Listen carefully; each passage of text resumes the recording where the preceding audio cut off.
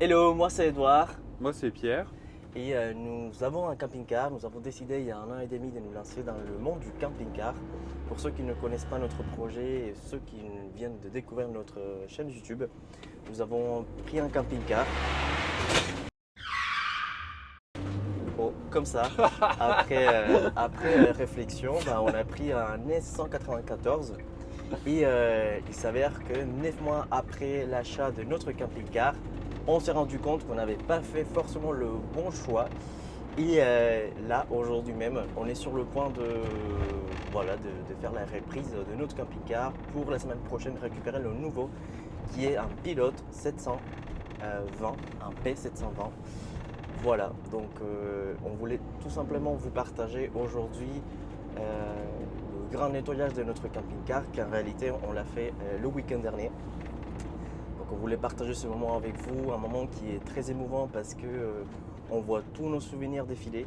On a vécu des galères, on a vécu des super bons moments, on n'est pas parti loin, on n'a pas fait le tour du monde, mais on a pu découvrir notre région, voilà, le sud-ouest de la France.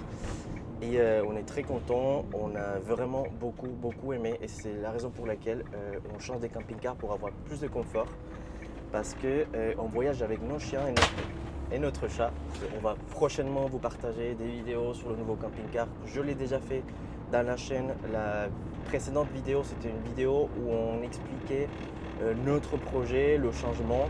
Je sais que certains ont compris ce projet. Beaucoup de personnes même ont compris ce changement. Je vous remercie d'ailleurs pour ces commentaires si bienveillants. Même si on a eu aussi des personnes qui remettaient un petit peu en question notre choix. Ok, on prend les mauvais commentaires aussi. Et on a eu davantage des bons commentaires, hein, on ne va pas se mentir. Mais c'est vrai qu'il y a eu des personnes qui ne comprenaient pas trop le choix, qui nous ont recommandé aussi de partir sur un poids lourd. C'est pas ce qu'on souhaite. C'est surtout qu'avoir un poids lourd dans Bordeaux-Centre, c'est un peu compliqué quand même. Oui, pour une question de. Et puis Bordeaux-Centre, n'importe quelle ville en fait.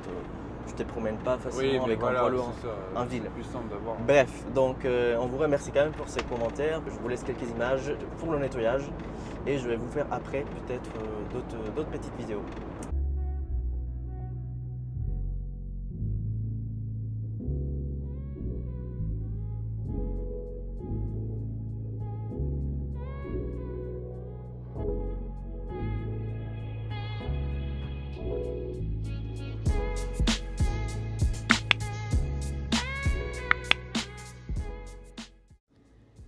On commence par l'extérieur. À chaque coup des jets d'eau, à chaque passage d'éponge, on se rend compte à quel point Wally a vu des choses. C'est drôle de penser qu'un véhicule puisse représenter autant d'émotions, mais pour nous, c'était bien plus qu'un camping-car, c'était un compagnon de route. On se rappelle de nos premiers départs avec lui, un peu stressé, mais tellement excité, et de ces moments où on a vraiment pu découvrir de nouveaux endroits, tester nos limites, et surtout kiffer le voyage en camping-car.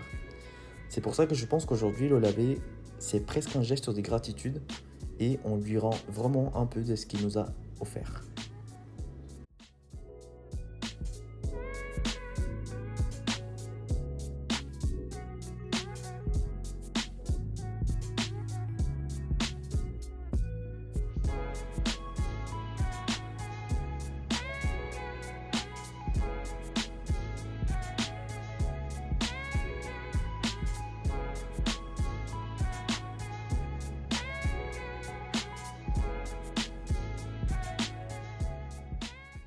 Ensuite, place à l'intérieur. Là aussi, il y a du boulot. On veut vraiment que chaque recoin retrouve sa propriété d'origine, comme au premier jour. On passe l'aspirateur, on nettoie les surfaces, on frotte les vitres. Et à chaque geste, on tombe sur des petites traces de notre quotidien. Un peu des sables ramenés des plages où on a promené nos chiens, quelques miettes de pique-nique improvisées et même des poils de nos deux coquers, qui eux aussi ont vécu 1000 aventures avec nous. Et puis il y a le moment qu'on redoutait un petit peu, le nettoyage de la douche et des toilettes. Et heureusement que Pierre s'y colle avec beaucoup de courage, mais là, surprise, on découvre quelques poils bien incrustés et même des morceaux de croquettes oubliés.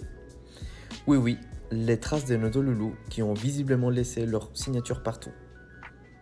C'est pas très glamour, je sais, mais ça fait partie du jeu. Après tout, Wally, c'était aussi leur maison à eux.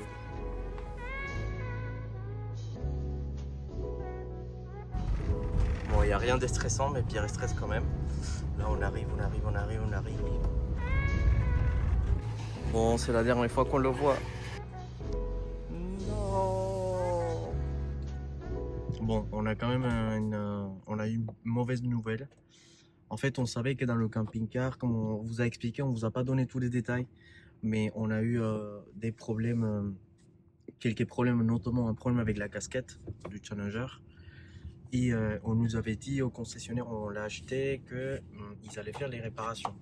Ils allaient commander une nouvelle en fait, parce que c'est tellement gros, il y a une fissure tellement grosse qu'il fallait commander une nouvelle casquette. Donc apparemment ça a été fait, ça a été demandé auprès du fabricant. Sauf que là, au moment où ils ont fait le nouveau concessionnaire, l'autre concessionnaire, parce qu'on est passé pour le nouveau camping-car, on est passé par un autre concessionnaire.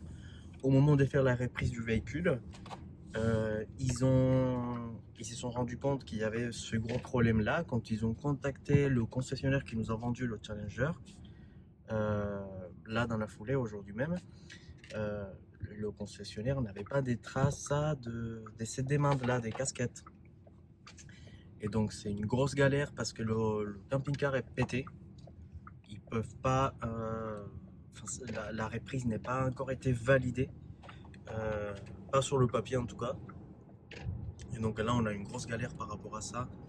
J'espère que d'ici 2 jours, comme ils nous l'ont dit, le concessionnaire où on l'a acheté va valider la garantie. Parce que c'est ça le problème, c'est que la garantie n'a pas été validée par rapport à ce problème-là spécifique. Et donc voilà, on va attendre. On a perdu un peu de temps aujourd'hui pour rien. On n'a pas pu aboutir la procédure, faire aboutir tout. Voilà, donc on espère que d'ici vendredi prochain, ça sera résolu et qu'on puisse avoir le nouveau. Parce que c'était une reprise justement pour avoir le nouveau une semaine après. Et je pense qu'on l'aura, il n'y a pas mort d'homme là-dessus, mais bon, c'est vrai que l'autre concessionnaire n'a pas du tout géré, quoi. Voilà, donc en gros, on a laissé Wally là-bas. Au niveau de tout ce qui est équipement interne, tout est ok, c'est validé. Le seul problème, c'est la casquette qui est pétée, qui doit être réparée. Mais là, c'est maintenant au concessionnaire qui nous a vendu de le réparer.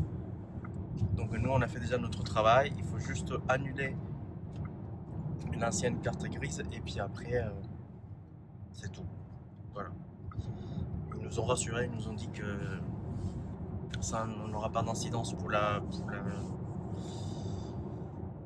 remise du nouveau véhicule. Donc voilà, normalement ça devrait aller. Pierre il est parti. En attendant, je vais faire les devis pour les serrures. On n'a pas installé les serrures. On voulait aussi installer un pied qui pivote pour la télé, parce qu'on voulait peut-être à terme installer une télé. En fait, on hésite entre la télé et un projecteur. Dites-nous dans les commentaires, selon vous, qu'est-ce qui est mieux. Est-ce qu'un projecteur c'est mieux avec un écran ou un super écran en blanc, ou est-ce que c'est mieux d'avoir la télé? En tout cas, on réfléchit par rapport à ça. Même si on a une tablette ou avec le téléphone, on peut faire des choses, mais voilà, on s'est pas décidé. Si vous pouvez nous aider dans les commentaires, c'est bien. Ça serait bien, ça va nous aider. En tout cas, je vais faire les devis. On va voir si on prend la télé ou pas. Mais ce qui est sûr, c'est que tout ce qui est sécurité, on va le faire installer. Et on va faire aussi le devis pour un GPS. Même si on a des applications qui sont très bien. Ce qui nous fait peur, c'est vraiment la hauteur. Enfin, pas la hauteur, aussi la hauteur quand même. Mais les dimensions générales du camping-car. Donc voilà, je pense qu'on sera plus rassuré avec un GPS. Dites-nous dans les commentaires si vous aussi vous utilisez un GPS ou si vous utilisez juste les applications que tout le monde connaît qui sont très bien.